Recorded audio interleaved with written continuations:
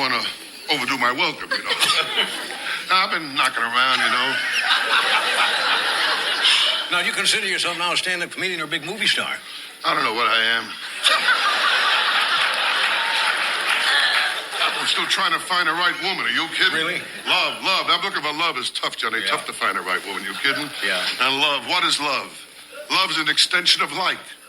And lust is an extension.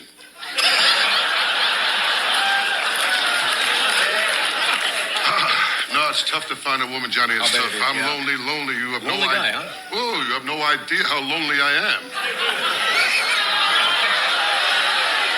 How lonely? I'm so lonely. The other day in traffic, a guy gave me the finger, and I enjoyed it. A lonely guy. Good morning. It's Saturday, Enemies of My Country Saturday, April the 20th, and this is The True Conservative. Welcome to all the butchers, bakers, and candlestick makers out there. I'm Ron, your host, and the only true conservative in the United States today. So today, after the Serenity Prayer and the patriotic song of the day, we will have no free lunch, rules for radical conservatives, rules for retrogrades, rules for patriots, Bishop Barron, Ayn Rand, the 33 strategies of war, and the enemies of my country. All that and more when I get back.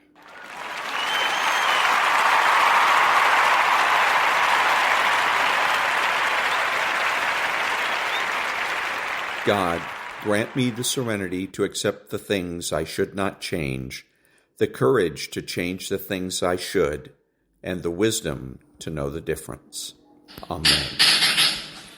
That seat of science Athens and its proud mistress Rome, where now are all their glories, we scarce can find a tomb.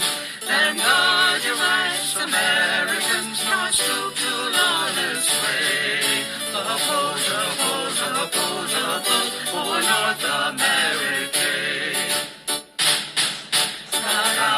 Proud to Caesar and numerous lords before, to Picts, to Danes, to Normans, and many masters more. But we can boast Americans have never fallen a prey. Huzzah, huzzah, huzzah, huzzah, for free America. We led their freedom hither, and lo, the desert smiles. A paradise of pleasure you opened in the wild. Your heart is full, Americans, no power shall snatch away. Preserve your rights in free America. Joined from a world of tyrants beneath this western sky, we formed a new dominion, a land of liberty. The world shall own the free men here, and such will ever be. Huzzah, huzzah, huzzah, huzzah, for love and liberty. God bless the maiden climate, and through her vast domain, may hosts of heroes cluster as scorn to wear a chain. And thus the legal sycophants to dare our rights betray. Assert yourselves, for brave America. Lift up your hearts, my heroes, and swear with proud disdain that wretch that would ensnare you shall spread his net in vain. Should Europe empty all her force, we'd meet them in array and shout huzzah, huzzah, huzzah, for brave America. The land where freedom reigns shall still be masters of the main, in giving laws and freedoms to subject France and Spain. And all the isles or oceans spread shall tremble and obey. The Prince who rules thy freedom's laws in North America.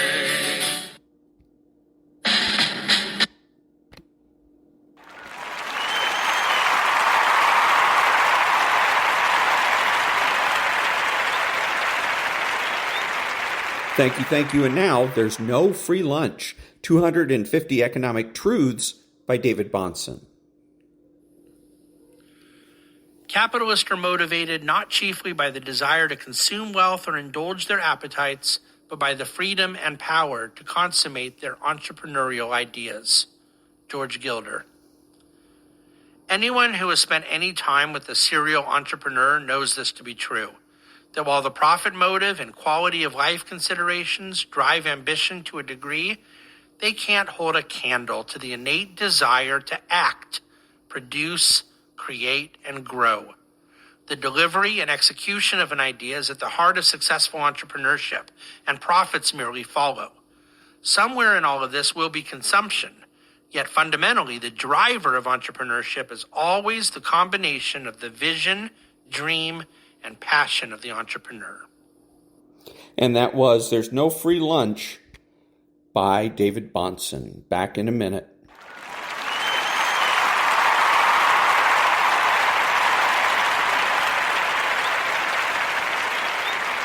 Thank you. Now we pick up where we left off with rules for radical conservatives.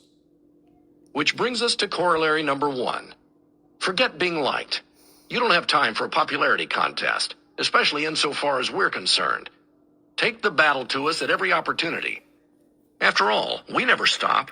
We attack you in the supermarket, in restaurants, and dinner parties. So why should you? Remember, the left feels emboldened because, based on absolutely no sense of traditional morality at all, we feel we are right. Whereas you know you are right, but have always been too polite to mention it, preferring to indulge our whims rather than run the risk of being called intolerant. Never cede anything to us, philosophically speaking. Force us to argue facts, not emotions. We hate that. The greatest failure of the George W. Bush administration was its incomprehensible failure to fight back against the calumnies of the left. I mean, Cindy Sheehan, can you imagine? But our media lackeys took this poor suffering woman and turned her into the human face of our animus, until we had chopped the hated Bush down to size with her. And then, of course, we dumped her, left her to pursue her lonely, loony crusade against the right, after she was no longer any use to us. We are nothing if not cruel, especially in our quest for the greatest good for the greatest number. People often ask me why we hated George W. Bush so much. And you know, when you stop to think about it, it's a really hard question to answer. First of all, he had to go and beat him and Al Gore in the election of 2000. Look, Albert Arnold Gore Jr. did everything he could to blow an election he should easily have won, including paint himself up like an orange Indian and sigh like Scarlett O'Hara during the debates, claimed to have invented the internet. As is well known, the Soviets did that, and played dialing for dollars with a bunch of Buddhist monks or whatever from the White House. He totally blew it and deserved to lose. But we did our damnedest, us and our pals in the media, on election boards, in the public employee service unions, and Acorn's army of fraudsters to put him over the top. And if it wasn't for the dopes in Palm Beach County and the gun nuts in the rest of Jay's home state, he woulda, coulda, shoulda won. But he lost, by a measly few hundred votes, which meant that under the fascist system outlined in the Constitution, the Sunshine State's votes flipped to Bush, and not even the brazen attempt by the Florida Supreme Court to seize control of the electoral process from the state legislature could in the end prevent those 7 conservatives and 2 liberals, or whatever, on the U.S. Supreme Court from putting paid to our little attempted coup. And we went nuts. Don't bother to say it. I think this was the moment. No, not when the seas stopped rising. That came later, during the election of 2008. That finally confirmed our longtime conviction that the Constitution was not our friend, and that in order for us to fully implement our program for fundamental change, we'd have to just go over it, around it, or through it. But after that, Bush jungled up with the late Lion of the Senate, Edward Moore Kennedy, the only bootlegger's kid ever expelled from Harvard, on the No Child Left Behind boondoggle, passed a prescription drug benefit for seniors, even though they didn't need it and could afford their own drugs, while we youngsters eventually will need it and our country won't be able to afford it. He was for open borders and pretty much unlimited immigration from Mexico. He held out his hand to the ancient conscience of the Senate, Robert KKK Byrd, even gently steadying him when the old man was teeter-tottering during a photo op. Aside from that appalling heck of a job brownie cock-up during Katrina, when he cruelly and fascistically expected the governor of Louisiana and the mayor of New Orleans to, do their jobs as the Category 5 hurricane bore down upon the levees, instead of throwing up their hands helplessly, and in the case of ex-Governor Blanco, bursting into tears, he pretty much acted like the basic Republican in name only that he was. Just like his dad. You see, we didn't hate G.H.W. Bush. Naturally, we weren't happy when he was riding high in the polls after the first Gulf War. And of course, we were nearly inconsolable when our beloved Soviet Union fell on his watch.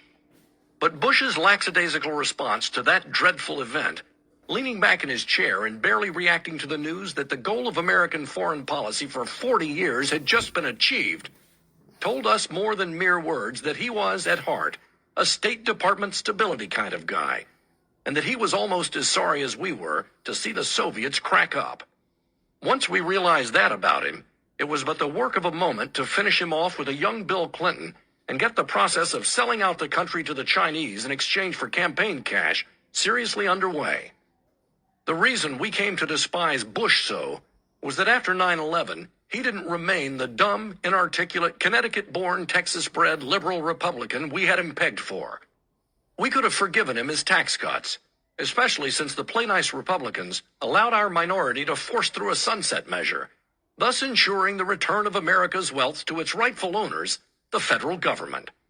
And we might even have forgiven him his Supreme Court nominees, including the inoffensive Chief Justice John Roberts, although we certainly would have preferred the hapless Harriet Miers over what we got, Sam Alito. And remember, it was you wingnuts who sank her candidacy, not us. But the one thing we could not and forever cannot forgive him for was treating the attacks on New York and Washington as acts of war instead of what they so obviously were, simple criminal matters. While it's true that it's not every day that a group of mostly Saudi Arabian hijackers commandeers 4 airplanes and then flies them into very large buildings with the intent of killing as many Americans as possible, including the leaders of our so-called Department of Defense, we really should change its name back to the War Department. It could be. I mean, I can easily envision a scenario where, say, right-wing Christian extremists hijack one of those new Dreamliners, the Boeing 787 that can seat more than 300 passengers, filled with Michigan militia crazies all wearing Palin for President buttons and carrying large framed photographs of Jefferson Davis and Ronald Reagan, saying the rosary as the plane crashes into the headquarters of NARAL Pro-Choice America.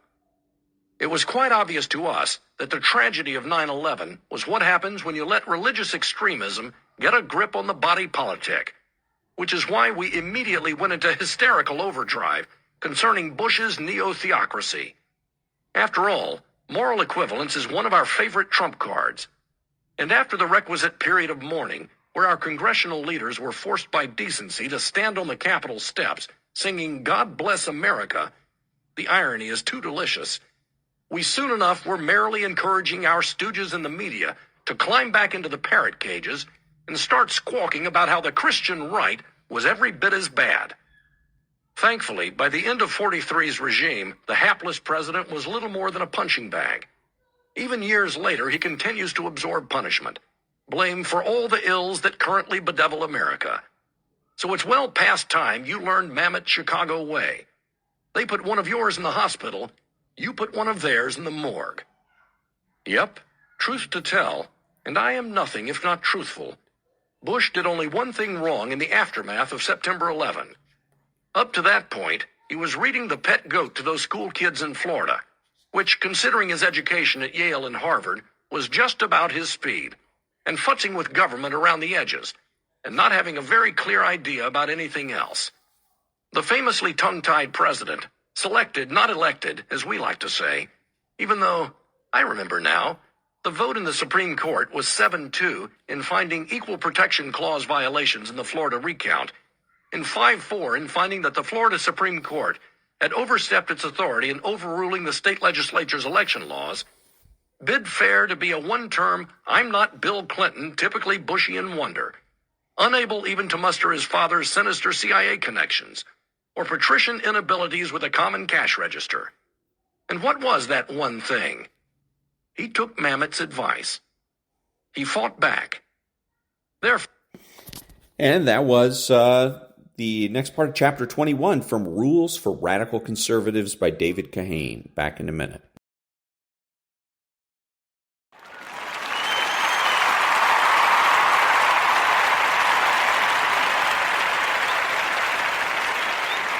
Thank you. And now, Rules for Retrogrades, 40 Tactics to Defeat the Radical Left.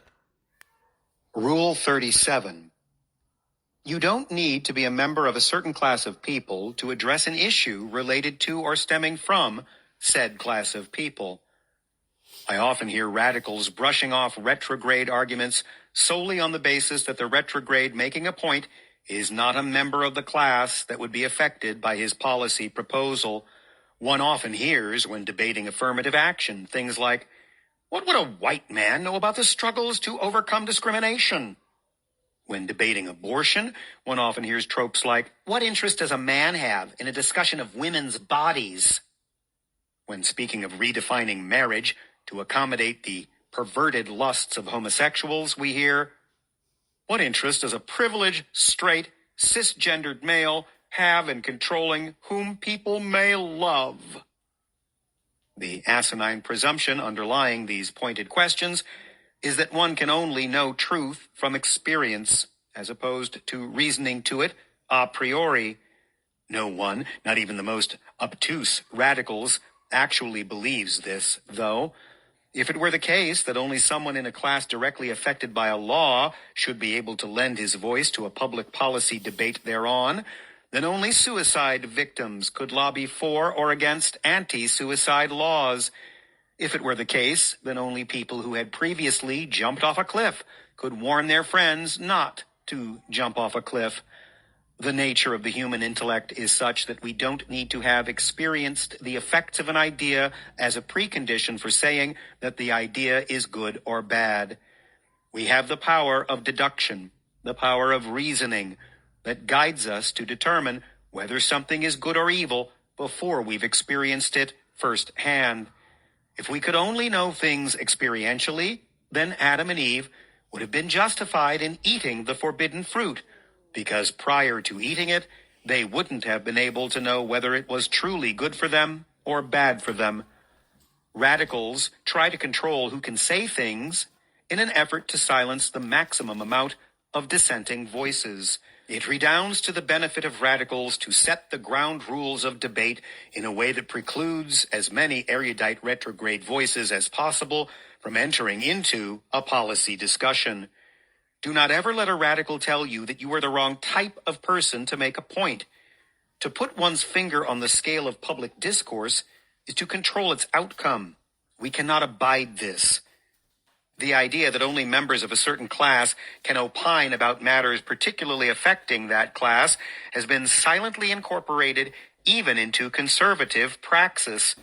Right-wing news outlets, when staging a discussion of a sensitive issue that is widely seen as being particularly intertwined with a specific group's interests, will predictably trot out a panel composed exclusively of members of the group, so as to avoid the danger of being called racist, sexist, or any other ist that compromises radicals' arsenal of groundless slanders for daring to allow an unartificially constrained group of humans to enter into productive dialogue. When a debate over affirmative action takes place on the news, we can count on all panelists being black. When a debate over government-subsidized contraception takes place, we can count on all panelists being women. When a debate over illegal immigration takes place, the media thinks it's a nifty trick to have all participants be of Mexican heritage. This well-accepted practice is actually a serious injustice. When a person is wronged, he should be the one to advocate on behalf of and vindicate his interests. The fact is, the argument against affirmative action is that it discriminates against whites and Asians in favor of blacks. Hence, any debate panel on affirmative action should take pains to incorporate a white or Asian participant, affording members of the offended class a chance to vindicate their own interests. Any debate panel on feminism should take pains to incorporate men, because it is men's rights and prerogatives that have been appropriated by women in the wake of the feminist movement. In fact, one often hears, even in conservative circles, that it's up to women to rise up and repudiate feminism. No, no, no. Women have done enough. Men need to rise up and repudiate feminism, taking back what's rightfully ours. The answer for disorder isn't more disorder. It is precisely because one does a more thorough job at advancing his own interests instead of those of others that the American legal system is adversarial in nature. Never fall into the trap of allowing radicals to dictate who is the right type of person to address an issue. They invariably come to the wrong conclusion, a conclusion whose sole purpose is to handicap the retrograde movement by silencing as many of our voices as they can. If you are the party aggrieved by a radical policy, do not allow radicals to excise you from the public debate on the issue because you are the wrong color or sex. Insist on vindicating your rights personally or through a representative of your interest group. Do this, and we will forever maim radicals' ability to wield divisive group politics. Do this, and we will have a chance to make our voices heard clearly going forward. And that was Rule 37 from Rules for Retrogrades, 40 Tactics to Defeat the Radical Left by Timothy and David Gordon. Back in a minute.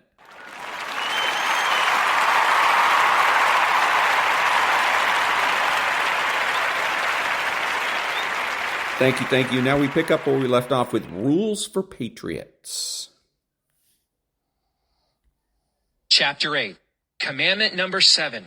Define your opponent before they define themselves, and define yourself before your opponent defines you. Say there's this girl you're really interested in, and you really want to meet her, but you're too nervous to go up and introduce yourself. So you ask your worst enemy to do it for you. He's attracted to her as well. He proceeds to tell her about this guy he knows that's interested in her, piquing her curiosity. Tell me about him, she says. Is he cute? Define cute, he replies. I wouldn't say he's hideous, but he's certainly nothing special. Granted, you're not exactly Ryan Reynolds or George Clooney, but you didn't have a problem getting a date in high school back in the day. Is he athletic or normal size, she asks. Translation, is he morbidly obese? Sure. Now that you're a little older, you're not as lean and mean as you used to be, but you're still in pretty decent shape for your age. Dude could stand to lose a few pounds, is how your enemy describes you to her. Now the girl is grasping for any initial reason to pursue this further. What does he do for a living?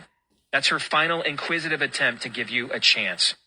You're just about finished with med school, which you put off for a few years to do missionary work in Africa. Currently, you volunteer to provide medical care at the homeless shelter in your spare time, and you're temporarily living at home with your mother, who is still lonely and struggling with grief after the unexpected death of your father last year. Nevertheless, your enemy tells the girl, well, he's unemployed and lives at home with his mom. By allowing your enemy to define you to the girl you're both interested in, you have been defined as unemployed and living at home with mom, overweight, and not exactly blessed with movie star good looks. Your enemy didn't technically lie in the way he described you to the girl, but he certainly cast you in the worst possible light. Since the girl assumes she's already getting the best possible description of who you are from the person you sent to indirectly represent you, she concludes you're really a fat loser without a job. Well, no wonder he didn't come talk to me himself, she says to her friends after your enemy departs. With her phone number for himself, of course. If you went online looking for love, would you put fat loser without a job on your eHarmony profile? No, you'd probably put decent looking guy finishing up med school who is currently caring for his grieving mother instead. By now, some of you reading this are wondering what the point here is, other than the shy guy who sent his enemy to talk to the girl he's interested in is a total ignoramus. Well, that's precisely the point. In the culture war, we are making the same mistake. We're bashful about expressing and advancing our principles, which allows our enemies to bash us to an available and undecided culture. Most Americans do not know what they really believe, let alone why they believe it. Think I'm wrong? Just look at the election results of the past decade and a half. In 2000, the American people gave George W. Bush the presidency despite losing the popular vote. In 2012, the American people gave the Republicans both houses of Congress to go along with the presidency for the first time since Herbert Hoover. In 2004, they re-elected George W. Bush President of the United States. Then in 2006, they made Nancy Pelosi the first female Speaker of the House in American history and gave the Democrats a 60-seat filibuster-proof majority in the U.S. Senate. In 2008, they elected Barack Obama to the presidency and gave Democrats total control of Congress. In 2010, they fired over 700 Democrats and made Republican John Boehner Speaker of the House, sending a message to Obama he had gone too far left too fast. Then right after repudiating Obama in 2010, they turned right around and re-elected him in 2012, despite the fact he continued to govern just as bad as he had prior to the 2010 midterm defeat. Those are some dramatic swings in momentum in a relatively short amount of time. If I were analyzing the mood of the American electorate based strictly off these schizophrenic results, I'd have to conclude the American people want a quasi-socialist welfare state they don't want to have to pay for, a strong national defense they don't want to have to actually use, and a return to traditional morals they themselves don't want to be held accountable to. Ours is a nation up for grabs, where marriage wins 31 consecutive elections all over the country, but most people no longer view homosexual behavior itself as immoral and can't get enough of modern family. Most Americans describe themselves as Christians, but then sit idly by and do nothing, while every vestige of Christianity is snuffed out of our public institutions. Most Americans say they want less government, until it's their suckling spot on the welfare state teat being threatened. We've gone from red states and blue states to red counties and blue counties, and now to red suburbs and blue inner cities in the same counties. One local weather forecaster says today will be partly sunny, and the guy on the other channel says it will be mostly cloudy. We are every bit a house divided. About the only thing we can agree on is we're desperate for leadership, and desperation almost always leads to bad decisions. Just like the stereotypical single woman in her 30s who lowers her dating standards due to her proverbial ticking biological clock, there is a palpable sense in the country the clock is ticking on America, so something must be done. I believe that sense of desperation, more than anything, is why we've seen such a schizophrenic voting pattern in the 21st century. We're basically trying anything to see what works. It's the political equivalent to grasping at straws or casting lots. We're one step away from just determining public policy via Powerball. Aside from the hard left that wants to turn America into a Western European-style socialist democracy, most Americans are unsure of what they want. But after looking at what the leadership in both parties serves up, after we empower them, meet the new boss, same as the old boss, we know what it is we don't want. In 2009, a friend of mine gave me some internal polling done for the Inside the Beltway Republicans about the mood of the American electorate heading into the 2010 midterms. If I could sum up this report in one sentence, it would be this: the American people don't like the Democrats, and they don't trust the Republicans. I think the same largely remains true today. It used to be younger generations who had yet to face the real world were too idealistic, but now the exact opposite is true. The younger you go in America, the more cynical you get, as generations that have never been taught the traditional American view of law and government, let alone history, become increasingly nihilistic. Just look at the video games they play, where the car thief and the assassin are the heroes. Altruism and absolutes are considered archaic.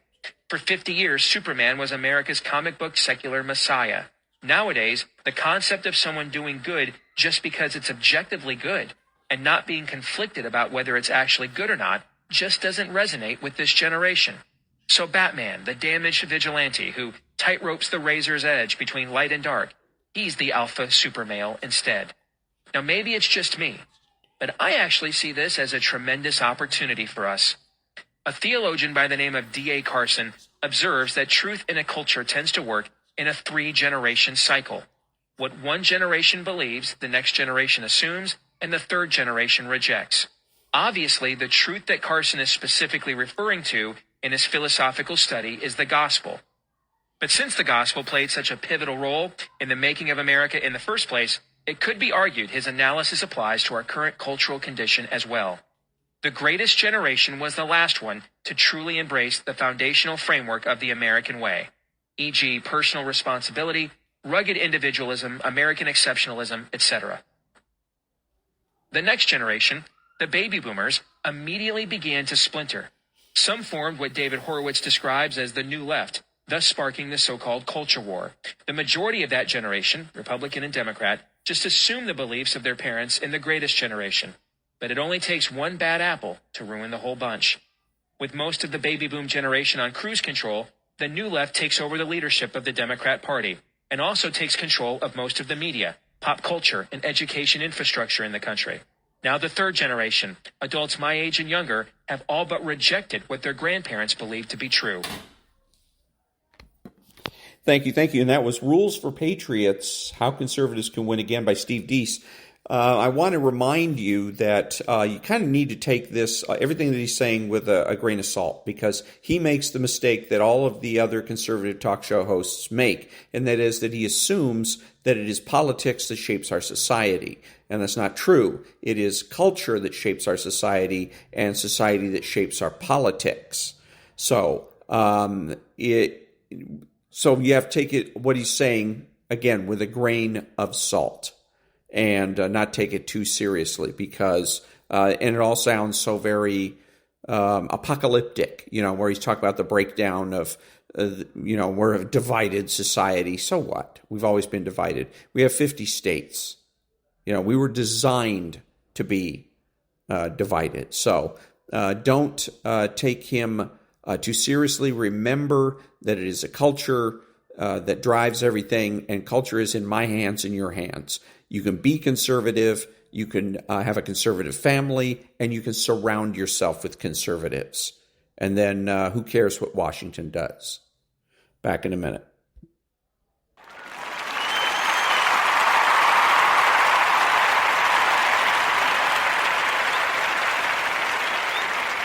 Thank you. And now the daily law for April the 20th. April 20th. Be royal in your own fashion. With all great deceivers, there is a noteworthy occurrence to which they owe their power. In the actual act of deception, they are overcome by belief in themselves. It is this which then speaks so miraculously and compellingly to those around them. Friedrich Nietzsche. The way you carry yourself will often determine how you are treated. In the long run, appearing vulgar or common will make people disrespect you. For a king respects himself and inspires the same sentiment in others. It is up to you to set your own price. Ask for less, and that is just what you will get. Ask for more, however, and you send a signal that you are worth the king's ransom. Even those who turn you down respect you for your confidence, and that respect will eventually pay off in ways you cannot imagine. Daily law. By acting regally and confident of your powers, you make yourself seem destined to wear a crown. The 48 Laws of Power, Law 34. Be royal in your own fashion. Act like a king to be treated like one. And that was the daily law for April the 20th from The Daily Laws by Robert Greene. Back in a minute.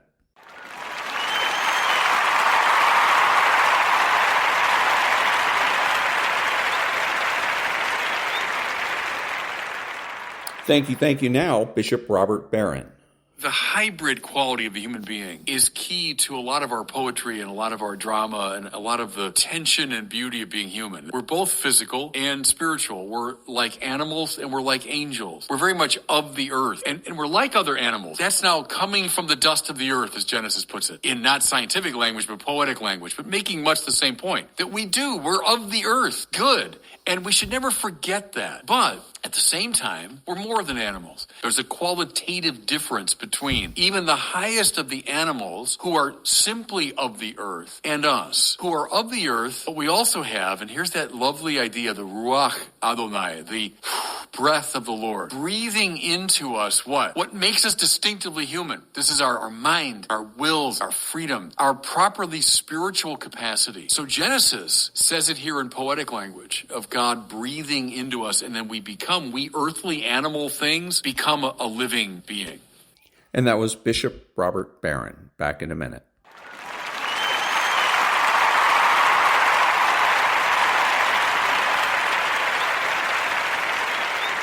Thank you. And now, Ayn Rand.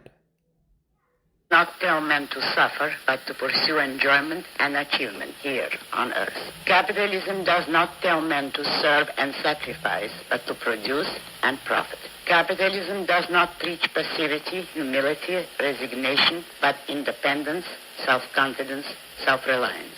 And, above all, capitalism does not permit anyone to expect or demand, to give or to take the unearned. And that was Ayn Rand. Back in a minute.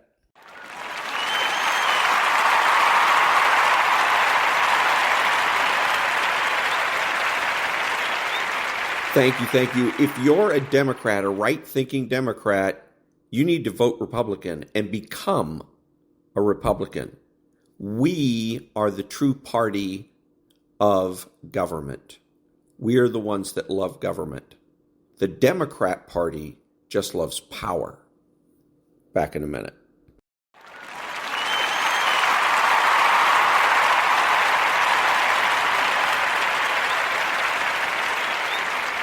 Thank you. Now we pick up where we left off with the 33 strategies of war.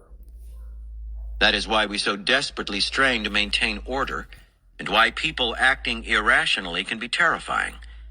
They are demonstrating that they have lost the walls we build to keep out the irrational. We cannot predict what they will do next, and we tend to give them a wide berth. It is not worth mixing it up with such sources of chaos. On the other hand, these people can also inspire a kind of awe and respect, for secretly we all desire access to the irrational seas churning inside us.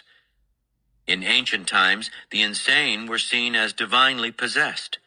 A residue of that attitude survives. The greatest generals have all had a touch of divine strategic madness. The secret is to keep this streak under control. Upon occasion, you allow yourself to operate in a way that is deliberately irrational, but less is more. Do this too much, and you may be locked up. You will, in any case, frighten people more by showing an occasional flash of insanity, just enough to keep everyone off balance and wondering what will come next. As an alternative, act somewhat randomly, as if what you did were determined by a roll of the dice. Randomness is thoroughly disturbing to humans.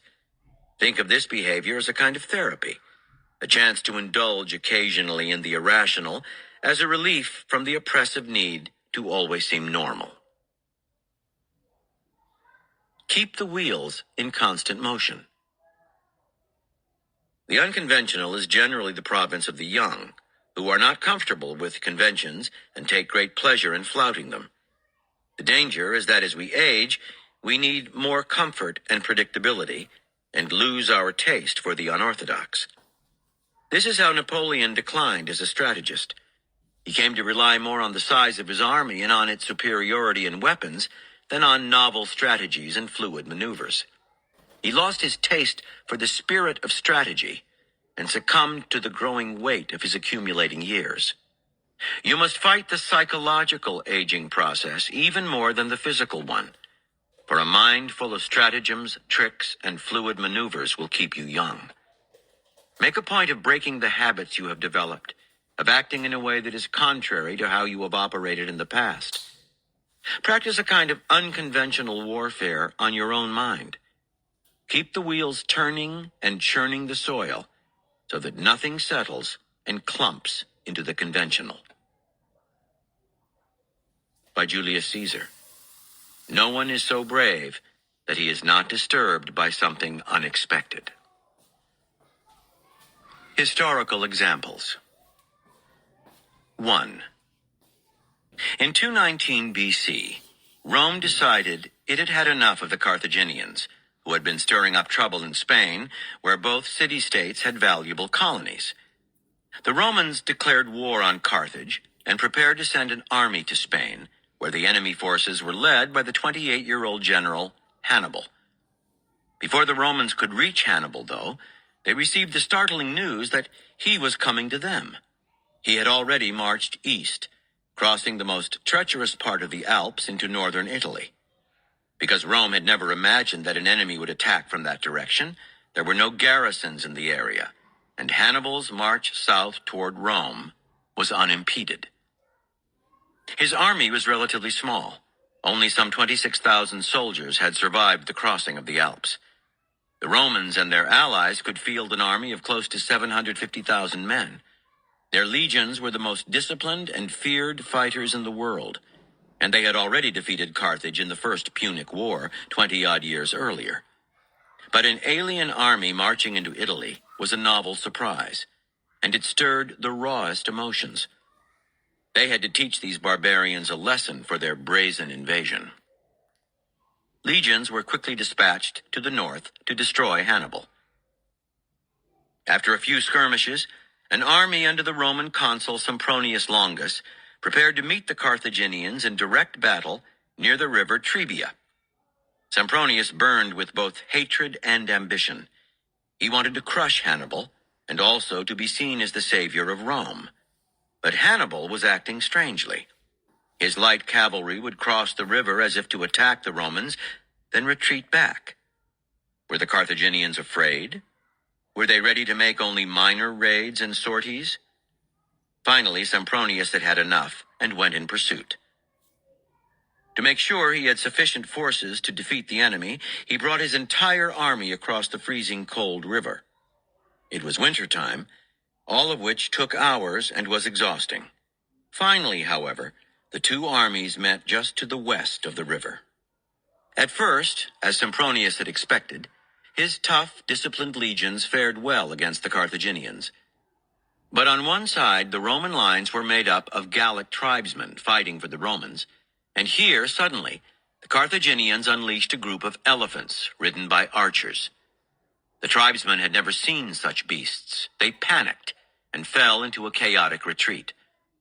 At the same time, as if out of nowhere, some 2,000 Carthaginians, hidden in dense vegetation near the river, fell on the Romans' rear. The Romans fought bravely to get out of the trap that Hannibal had laid for them, but thousands of them drowned in the frigid waters of the Trebia. The battle was a disaster, and back in Rome, emotions turned from outrage to anxiety. Legions were quickly dispatched to block the most accessible passes in the Apennines, the mountains that run across central Italy, but once again, Hannibal defied expectations. He crossed the Apennines at their most unlikely, most inhospitable point, one that no army had ever passed through before because of the treacherous marshes on the other side.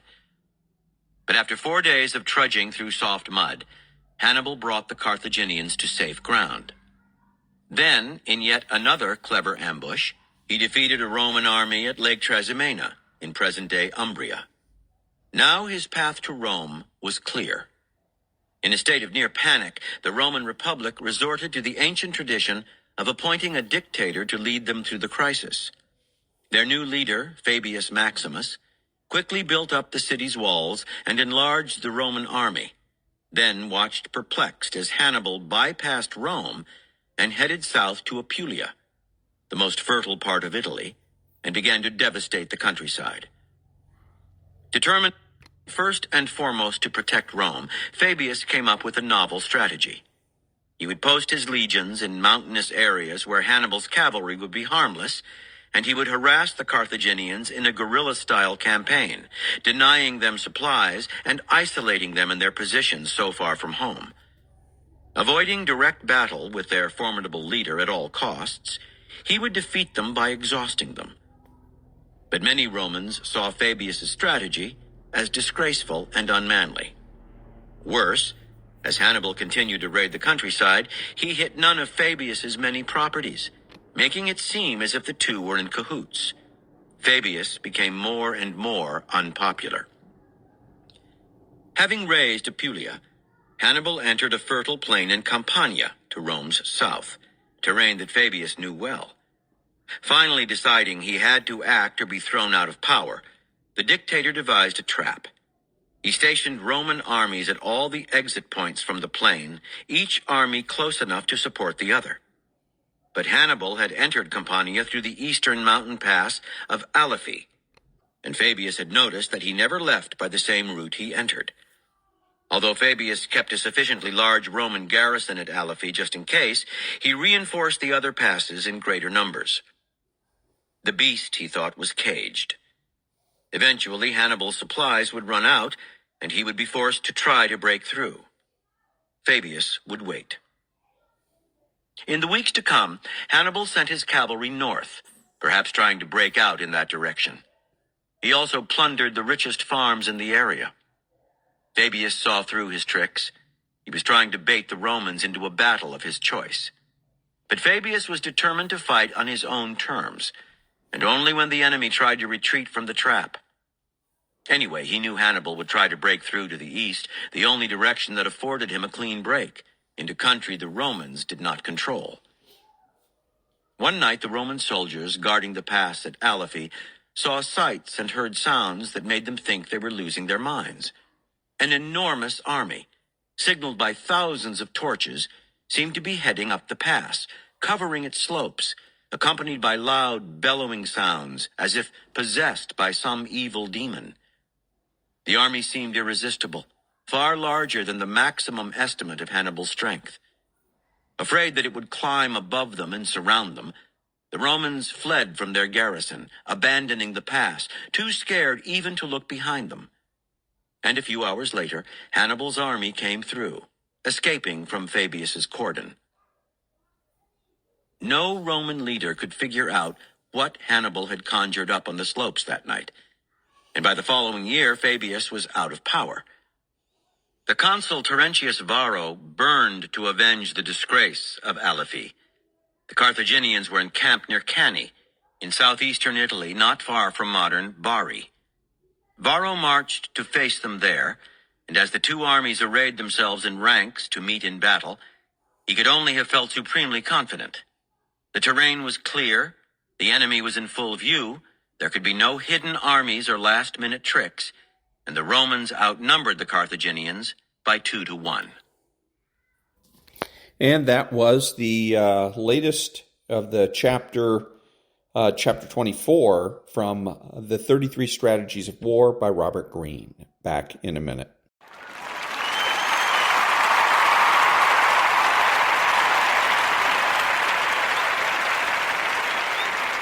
Thank you. And now, the enemies of my country.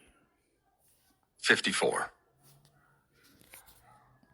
Duchess's office phone rang, and she set down her mug of tea to pluck it from the receiver. Duchess here.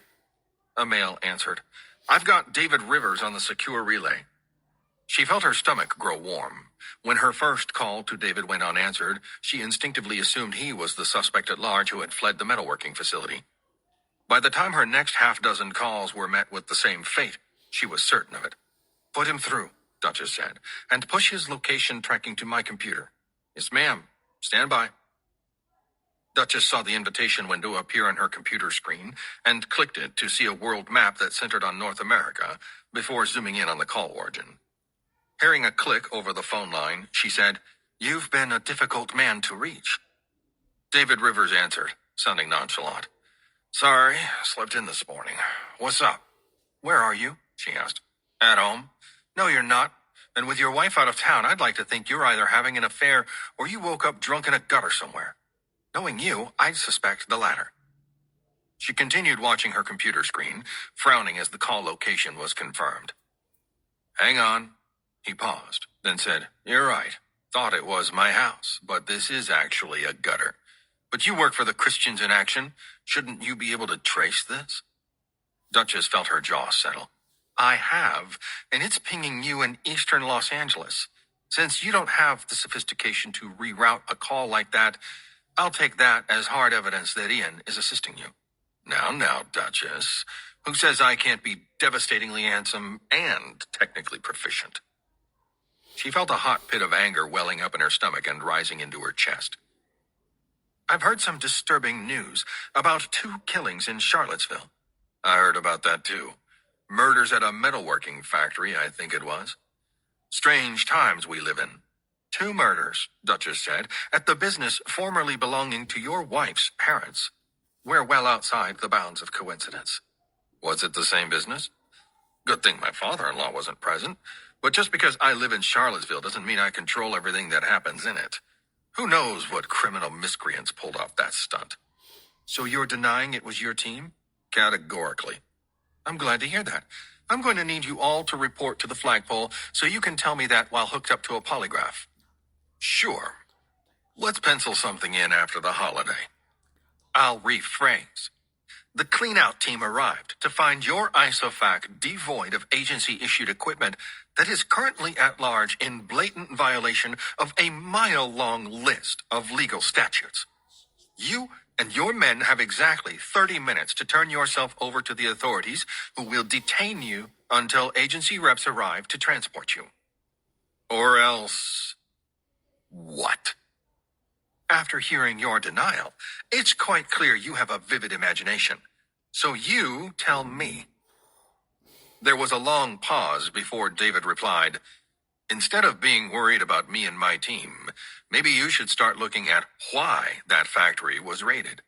You could start with a Chinese businessman at the top of the conglomerate who bought the business, then maybe work your way on down to the seller's next of kin listing that bears a strange resemblance to the intel I found in Syria. For once, Duchess thought, she and David were in agreement, and while she was mildly impressed that he'd made the connection with Wei Zhao, she wasn't about to tell him that Zhao's yacht had already been raided and was now under exceptionally discreet FBI surveillance as it remained docked at the World Ocean Super Yacht Marina in Jacksonville. By now, the boat had been ruled out as a threat. Its owner hadn't, however, and the agents hadn't seen Zhao for a long enough span of time that Duchess feared he'd somehow slipped their best surveillance efforts. She said, "My people have scrubbed every hard drive in the factory with the full knowledge and support of the Charlottesville PD, who are, incidentally, awaiting a location to pick up your team. This is a lawful order, David. If you weren't involved, then you have nothing to worry about." "I denied involvement, Duchess," David said. "I never said I had nothing to worry about. But I'll happily reverse course on proclaiming my innocence the second I find something that requires your vast resources to interdict." "Stand down, David. There are protocols in place to stop this thing now that it's reached our shores. Those protocols don't include you or your team. So be a good little soldier and turn yourself in while you still have the chance. The second this call ends, any leniency I have for your well-intentioned actions is going to fade away. And once it does, I'm going to be severely pissed off." There was a moment of silence before David responded, "Well, as the wise man said, this too shall pass." Then he hung up, and Duchess's face turned to stone. Leaving the phone beside her ear, she tapped a button. A man replied, "Go ahead, ma'am. Notify the Charlottesville PD, Virginia State Police, and FBI. I want an APB out on David and his team for suspicion of involvement with last night's factory raid as per a classified informant. Once they're in custody, the agency will take control." 55. Now alone at the helm of his team house workstation, Ian continued his search for further intelligence. The team had been staged in Fredericksburg for 7 hours now, waiting for his word. And as he continued to analyze every scrap of intelligence at his disposal, it occurred to Ian that no team of shooters could ever truly understand the lonely vigil of the intelligence operative endeavoring to support them from behind a computer. There was no glory in it, no glamour, no war stories for future grandchildren. And while it wasn't manual labor per se, the essence of it was much the same. You report to your place of duty and continue the rote work until your shift was done, and often long beyond. You could argue there was an artistic process behind it too, because as the work progressed, a canvas was indeed painted, a sculpture crafted where there was only clay before. Like the artist, the more pains Ian undertook, the more his customers appreciated the finished work. Except at the moment, he wasn't making any fucking progress at all. It wasn't just that his resources were limited, it was that Duchess and some windowless office full of analysts had infinitely more to work with. The full resources of the CIA and NSA and God knew who else toiling away at the same data he was, and probably much more. It was a catch-22 of sorts. Even if he miraculously uncovered some vital location, Duchess would have found it first, and have forces arriving not only to stop an attack, but arrest his team. And once that happened, Ian's own incarceration would follow in short order. Still, what choice did he have? The bond with his team exceeded rationality and was every bit as strong as that of family, with the added bonus of a complete and total willingness to die for one another. Ian would never betray his team, just as they'd never betray him, but right now he seemed to be the only one who understood the lunacy of their situation. For Cancer, Riley, and Worthy, there seemed to be an almost autopilot response to follow David's guidance into oblivion. They were used to split-second tactical calls that couldn't be questioned without endangering everyone involved, combined with an unspoken addiction to both adrenaline and the teamwork aspect of what they did. Only Ian seemed to retain a grounding in logic and a bigger picture that indicated the obvious. Their team had hours of freedom remaining. It was one thing to stretch the rules when you had a tenuous satellite radio link to higher command and no UAV coverage contradicting your official version of events. It was completely another, he thought, to murder a couple people in the continental United States, then violate an official order to turn yourselves in. There was no coming back from that, no conceivable return to legitimacy. This would end with either the grave or jail for all of them, and yet he continued to toil away regardless. If his team was going down, then Ian would support them until the moment the cuffs were slapped on his wrists. So his present obstacle wasn't a matter of willpower. It was a simple matter of data. He'd scrubbed the hard drives forward and backward, seeking any connection to his Fredericksburg clue and finding none. For the past hour, he'd resorted to speculation, spinning every possible version of events in his head and trying to find evidence that supported it. Ultimately, though, he came to the grave realization that he was chasing ghosts, looking for links that simply weren't there. The possibility that an elaborate relay was used to ping the outgoing calls to a cell tower in Fredericksburg as a mere decoy was very real, and growing larger with every second that Ian didn't uncover some new evidence. Falling back in his seat, he leaned against the headrest and stared at the ceiling, then spun his rolling chair in a circle. His team was counting on him as their last line of support, and Ian recalled his team leader's haunted face when he returned to the team house after a night of evading the Charlottesville PD. How David had stared at him with hollow eyes, delivering his final guidance in the moments before Duchess called. "I'm sure you'll figure it out. Just ask yourself what your dad would do." Recalling those words made Ian question exactly what his dad would do in this situation, and with nowhere else to turn, he reached for his phone and dialed. A man answered. "You a telemarketer?" "It's me," Ian said. "Is this a bad time?" "Hell no. Smoking a cigar and looking at the lake. Though I'm guessing, since you dialed me from an unlisted number, this isn't a social call." Swallowing, Ian replied, "No, Dad, it isn't." Ian hadn't been the best son, but it wasn't easy to grow up in his father's shadow, to have every professional associate he met distill his existence down to an association with his family lineage the second he mentioned his last name. Particularly when Ian wasn't some gunslinging legend, but an intel man whose every effort fell short of his father's legacy. "Well," his father replied, "out with it then. What sage advice can I impart?" "I'm looking for something important. There's a mountain of data. I only have one clue and a hunch to go off, and I'm not even sure it's right." "What does your gut tell you?" "My gut tells me that my hunch is correct. If there's one thing I taught you, it's not to second-guess your intuition. So why are you?"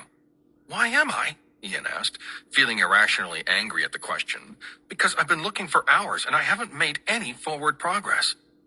"Hell, son, if that's the case, there's only one thing to do." "What's that?" "There's a rule about military retreat that applies just as well to intelligence as far as I'm concerned." "Which is?" There was a pause before his father continued.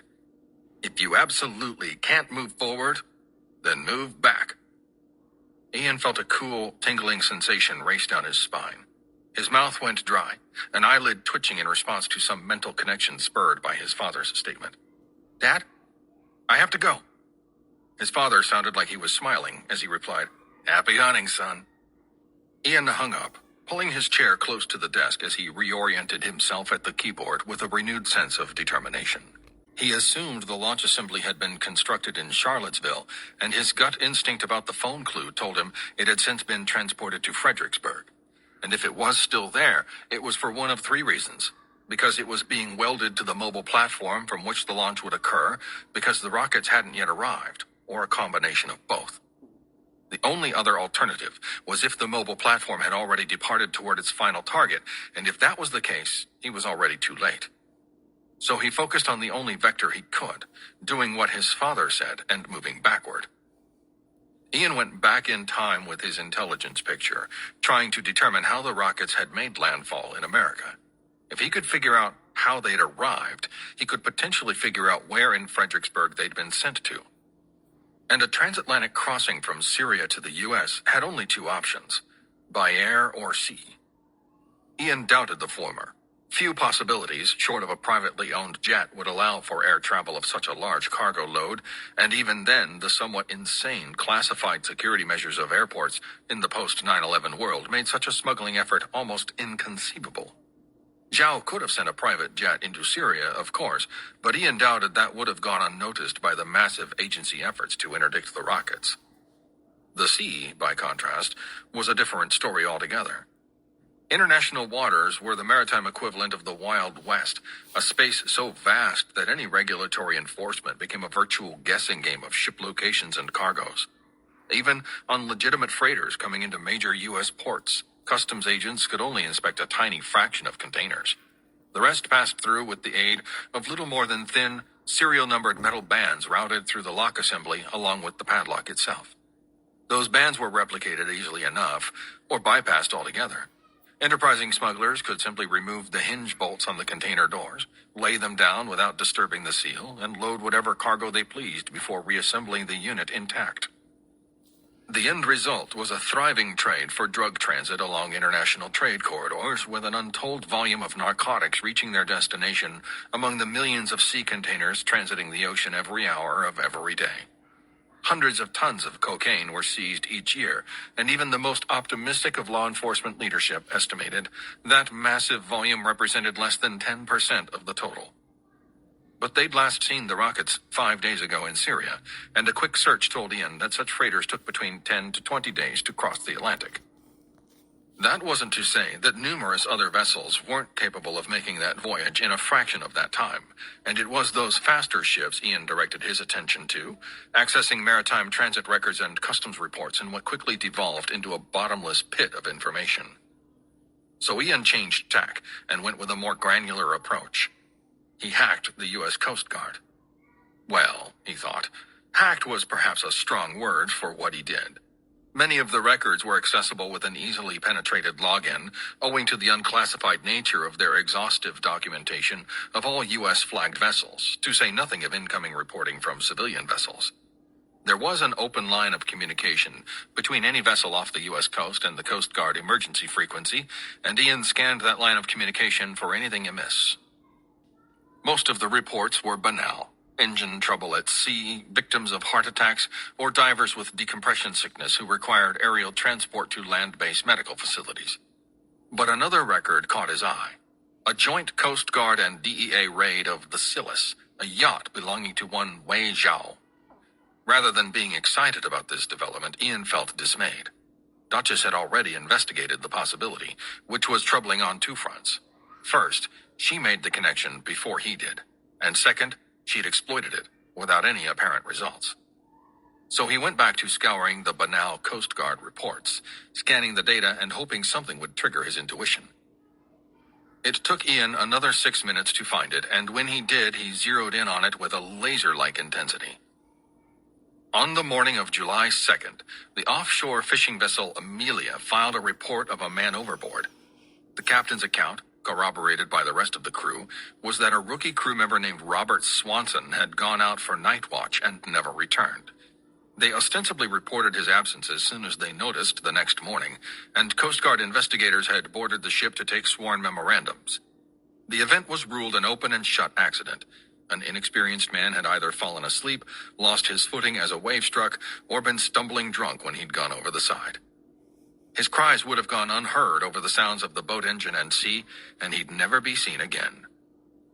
Except for Ian, the report stood out among a long list of others far too unremarkable to invoke suspicion.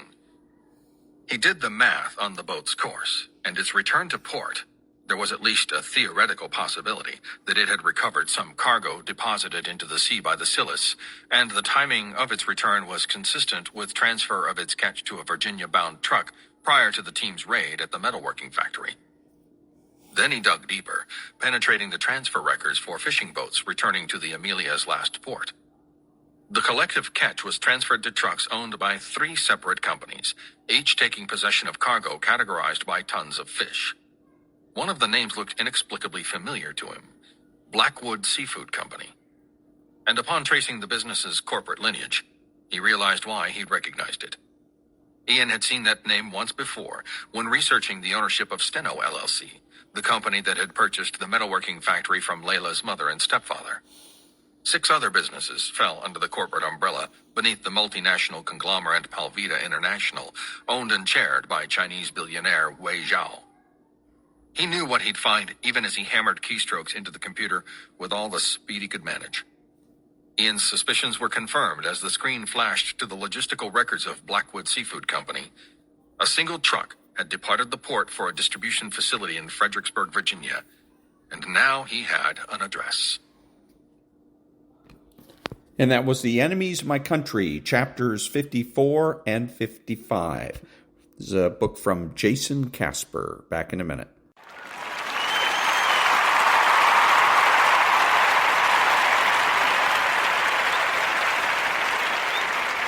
Thank you. This is Ron, your host, the only true conservative in the United States today, bidding adios to all the butchers, bakers, and candlestick makers out there and reminding you that you are not neutral and that the government has no rights.